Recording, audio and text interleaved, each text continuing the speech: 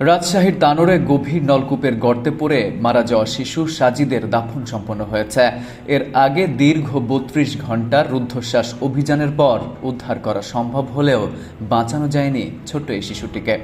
Fire service ও civil ডিফেন্সের দীর্ঘ প্রচেষ্টায় বৃহস্পতিবার রাত ৯টার দিকে মাটির প্রায় ৫০ ফুট গভীর থেকে উদ্ধার করা হয় সাজিদকে। উদ্ধারের পর দ্রুত তানোর উপজেলা স্বাস্থ্য কমপ্লেক্সে নিয়ে গেলে পরীক্ষা নিরীক্ষা শেষে কর্তব্যরত চিকিৎসক তাকে মৃত ঘোষণা করেন। মরদেহ বাড়িতে আনার পর এক হৃদয়বিদারক দৃশ্যের অবতারণা ঘটে। এলাকাবাসীর কান্নায় ভারী হয়ে ওঠে কোয়েলহাট গ্রামের বাতাস। সাজিদের জানাজায় অংশ নেন হাজারো মানুষ। গত বুধবার দুপুর ১টার দিকে মায়ের সঙ্গে হাঁটার সময় খড় দিয়ে ঢাকা একটি অরক্ষিত গভীর নলকূপের গর্তে পড়ে যায় সাজিদ। এর ৩২ ঘণ্টা পর উদ্ধার করা হয় তাকে। এ ঘটনায় দোষীদের উপযুক্ত বিচার দাবি করেন সাজিদের বাবা।